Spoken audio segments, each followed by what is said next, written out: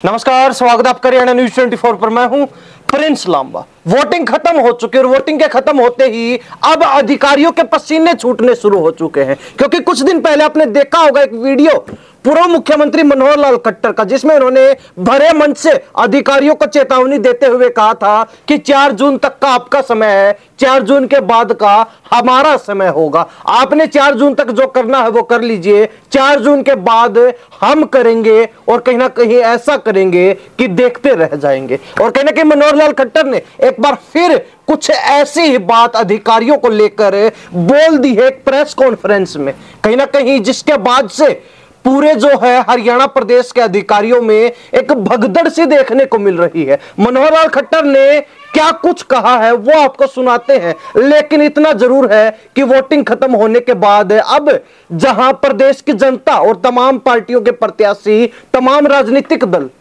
4 जून का इंतजार कर रहे हैं कि क्या परिणाम रहने वाला है, किसका पलड़ा भारी रहेगा, तो किसकी किस्मत चमकने वाली है। लेकिन यहां कई अधिकारियों का भविष्य जो है अंधकार में नजर आ रहा है। बीजेपी अब एक्शन लेने के लिए, और साथ ही बात की जाए पूर्व मुख्यमंत्री मनोहर लाल खट्टर की, तो वो एक्शन लेने के लिए बिल्कुल तैयार हो चुके हैं। एक कड़ा और सख्त रवैया मनोहर लाल खट्टर ने अधिकारियों के लिए, सरकारी कर्मचारियों के लिए अपना लिया है। क्या कुछ कहा है पहले वो सुन लीजिए, उसके बाद विस्तार से चर्चा करेंगे।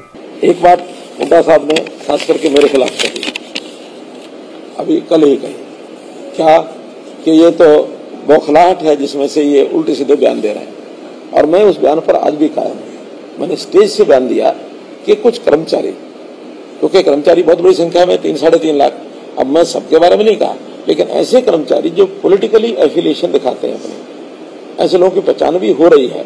बल्कि उसमें से कुछ लोगों को हमने सस्पेंड भी कर दिया, नोटिस दिया। उस नोटिस के बाद उनका जो भी उनके खिलाफ कार्रवाई करनी होगी करेंगे। लेकिन चूंकि सारा कुछ एम्प्लॉइज हर बूथ के ऊपर उनका एक सिस्टम होता है, वहां कांग्रेस के लोगों के लिए बहुत कुछ किया जा सकता है, एम्प्लॉय गड़बड़ करने पर आ जाए। मैंने उनको वार्न किया था कि अब जो कुछ आप कर रहे हैं आपको नजर रखी जाएगी, और जिस किसी का भी कोई हमको ऐसा प्रमाणित मिलेगा तो 4 जून तक आपका, 4 जून के बाद हमारा विषय। और मैंने हमारी जो सरकार, हमारे मुख्यमंत्री बाकी सबको कह दिया कि इनकी लिस्टें बनवाओ, लिस्टें बनवा करके, और 4 जून के बाद इनके खिलाफ निश्चित कार्रवाई करेंगे। क्योंकि आखिर लोकतंत्र का मजाक है ये। यानी कैसे, जैसे कहावत कही जाती है, क्या खेत ही बाढ़ को खाने लग जाएगी, बाढ़ ही खेत को खाने लग जाएगी, तो खेत को बचाएगा कौन? आखिरी कर्मचारियों का दायित्व है कि एक निष्पक्ष चुनाव लोकतांत्रिक तरीके से कराएं। ये जिम्मेदारी कर्मचारियों की है। अभी तो 4 मुझे ध्यान में है, लेकिन और रिपोर्ट सब आ रही है। और उन 4 में ग्रॉस इंडिसिप्लिन किया। नहीं, वो इसके कारण से नहीं हुआ। वो तो और क्या है कि एक नियम होता है आचार संहिता का कि कोई भी पॉलिटिकल पार्टी ऐसा कोई काम घोषणा नहीं कर सकती जिससे वोटर के ऊपर प्रभाव पड़े, उसको आकर्षित करने के लिए। और सरकारी कर्मचारी भी ऐसा कोई काम नहीं कर सकता जिसके कारण से वोटर के ऊपर उसको परेशान करने के लिए, और वो सरकार से, क्योंकि सरकारी कर्मचारी है तो सरकार से ही दूर होगा, दुखी होगा, तो जिसके कारण से वो वोटर खिन्न हो जाए। अभी एक ऐसा सर्कुलर निकाल दिया जिसके कारण से 2 महीने ओल्ड एज पेंशन लगभग 25,000 लोगों की रुक गई, जबकि ऐसा निकाल नहीं सकते नोटिस। जो चीज आचार संहिता 16 मार्च को थी, 16 मार्च के बाद 4 जून तक कोई नया सर्कुलर, हाँ लॉ एंड ऑर्डर की स्थिति को मेंटेन करना है या इस प्रकार का कोई आपत्त स्थिति आ जाए उसके लिए सरकार कर सकती है, लेकिन नॉर्मल रूटीन का कोई नियम, इम्प्लीमेंटेशन भी जो पहले हो रही है, नई इम्प्लीमेंटेशन आचार संहिता से लेकर के और आचार संहिता समाप्ति तक कुछ नहीं किया जा सकता। ऐसे 4 लोग जिन्होंने 25,000 लोगों की पेंशन रुकवा दी, हालांकि वो चालू हो गई है, लेकिन उनको परेशान करने का काम 4 लोगों ने किया, नीचे नीचे नोटिस निकाल दिए। अब मुझे एक जगह पर, शायद सोनीपत में था या किसी एक शहर में, वहां कुछ दुकानें यूएलबी के लोगों ने सील कर दी। कोई पुराना विषय चला आ रहा है, हो सकता है दुकानदार की गलती हो, लेकिन आज कुछ नहीं कर सकते।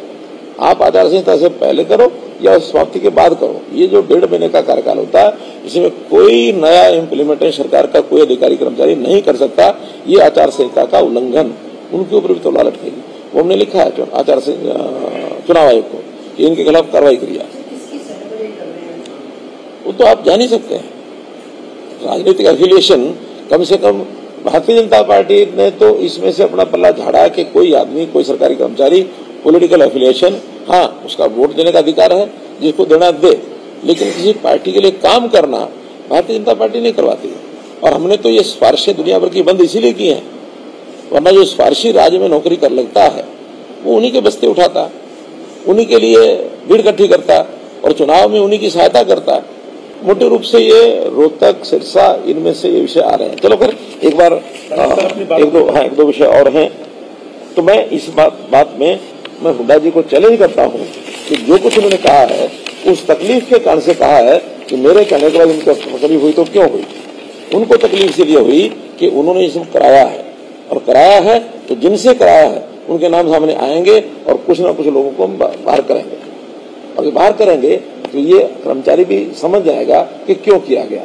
तो ऐसा कर्मचारियों का उपयोग पॉलिटिकल एंड्स को अपने संवारने के लिए किसी पार्टी को नहीं करना चाहिए।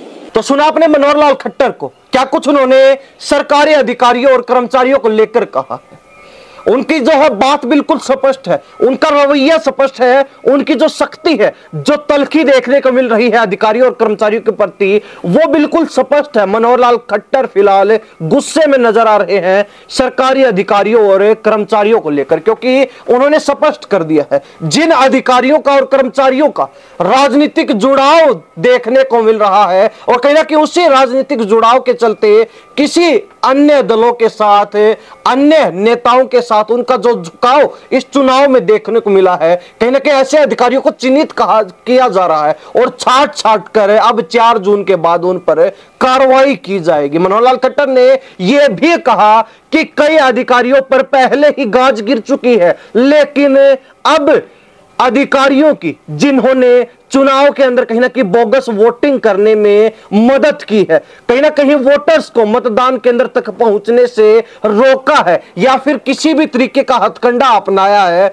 उनके ऊपर जो है अब गाज गिरनी तय है। उनके ऊपर एक्शन होगा, सख्त एक्शन होगा, और कहीं ना कहीं उनको सीधे सस्पेंड किया जाएगा। और कई अधिकारियों को पहले ही सस्पेंड किया जा चुका। कुछ दिन पहले एक MDU यूनिवर्सिटी, रोहतक यूनिवर्सिटी का मामला भी सामने आया था, जहां कई शिक्षकों को सस्पेंड किया गया था चुनाव के दौरान ही।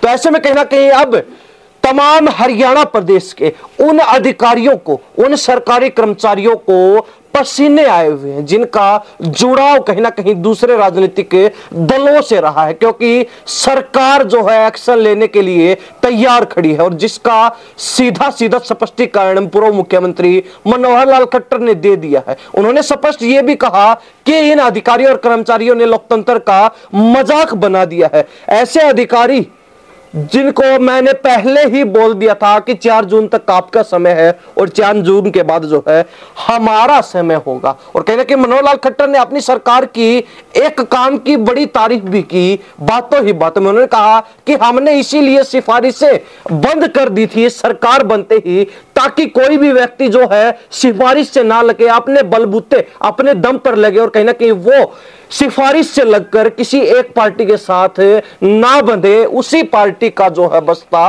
ना उठाए। यही कारण रहा कि बीजेपी और पूर्व की सरकारों में अंतर देखने को मिला, और कहीं ना कहीं जो लोग सिफारिशों से लगे पूर्व की सरकारों में, कहीं ना कहीं अब भी वो उन्हीं सरकारों का, उन्हीं जो पार्टियों का बस्ता उठाए हुए है। और कहीं ना कहीं ऐसे ही अधिकारियों पर अब कार्रवाई की जाएगी, गाज गिरने वाली है। मनोहर लाल खट्टर ने एक और बात कही कि अधिकारियों ने पिछले 1-2 महीने से कई हजार जो है लोगों की पेंशन काट दी है। विशेष तौर पर बुजुर्गों का जिक्र किया कि जो बुजुर्गों की पेंशन है वो कई महीने से रोक रखी है।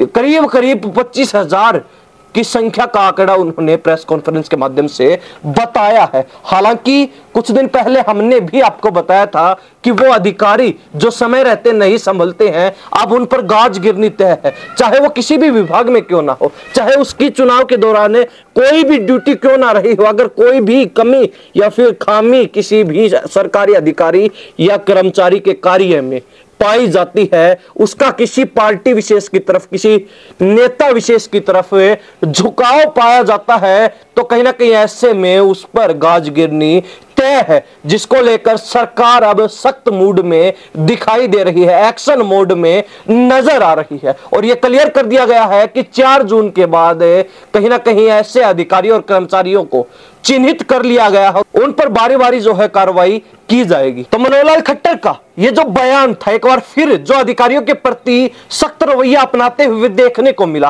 पहले भी उन्होंने भरे मंच से बिना किसी संकोच की ये बात बोल दी थी कि अधिकारी जो हमारी सुन नहीं रहे हैं, जो हमारी मान नहीं रहे हैं, कहीं ना कहीं उनको इसका खामियाजा भुगतना पड़ेगा। 4 जून तक वो जो करना चाहते कर सकते हैं, 4 जून के बाद जो हम करेंगे वो ही उनको देखना पड़ेगा, और उनके ऊपर जो कार्रवाई होगी वो उसके खुद ही कहीं ना कहीं भागीदार बनते हुए नजर आ रहे हैं। ऐसे में मनोहर लाल खट्टर ने एक बात बोली, उन्होंने कहा कि हमने कभी ऐसा नहीं किया। हालांकि बीजेपी की अनेक रैलियां ऐसी देखी गई जिनको सफल बनाने के लिए सरकारी अधिकारियों सहित कर्मचारियों का, तमाम विभागों की सहायता लेकर रैलियों को सफल बनाया गया।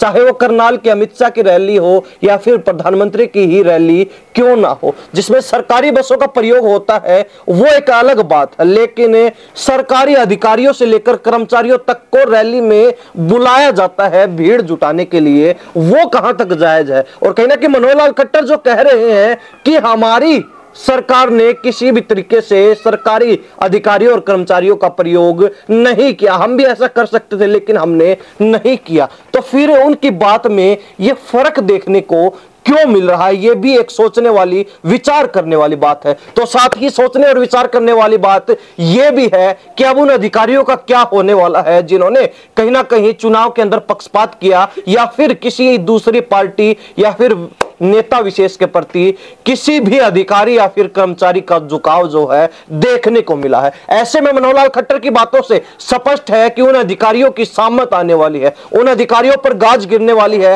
उन अधिकारियों पर सरकार का चाबुक चलने वाला है, उन अधिकारियों पर फटकार लगने वाली है। तो साथ ही कहीं ना कहीं नौकरी से भी हाथ धोना पड़ सकता है, जिस प्रकार मनोहर लाल खट्टर गुस्से में और एक्शन मोड में नजर आ रहे हैं। 4 जून की सीधे तौर पर उन्होंने एक बार फिर अधिकारियों और कर्मचारियों को चेतावनी दे दी है। 4 जून तक की एक डेडलाइन मनोहर लाल खट्टर ने दे दी है कि 4 जून तक का समय आपका है, उसके बाद हमारा समय होगा और हम जो करेंगे कहीं ना कहीं वो आपके लिए असहनीय भी हो सकता है। अब देखने वाली बात यह है कि कितने जो है अधिकारी मनोहर लाल खट्टर की इस बात के बाद जो है सरकार के चंगुल में फंसते हुए नजर आने वाले हैं, कितने अधिकारी और उनके साथ साथ कितने कर्मचारी इस चंगुल में फंसते हुए, इस जो है जाल में, सियासी जाल के अंदर फंसते हुए नजर आएंगे, ये देखने वाली बात रहेगी। और कहीं ना कहीं उनके ऊपर क्या वास्तव में ही मनोहर लाल खट्टर जिस सख्त लहजे में बोलते हुए नजर आ रहे हैं कि कार्रवाई होगी, निश्चित तौर पर होगी, तो वास्तव में कार्रवाई होने वाली है। आप क्या सोचते हैं? कमेंट अपनी राय जरूर रख दीजिए। इन्हीं सब बातों के साथ में प्रिंस लांबा,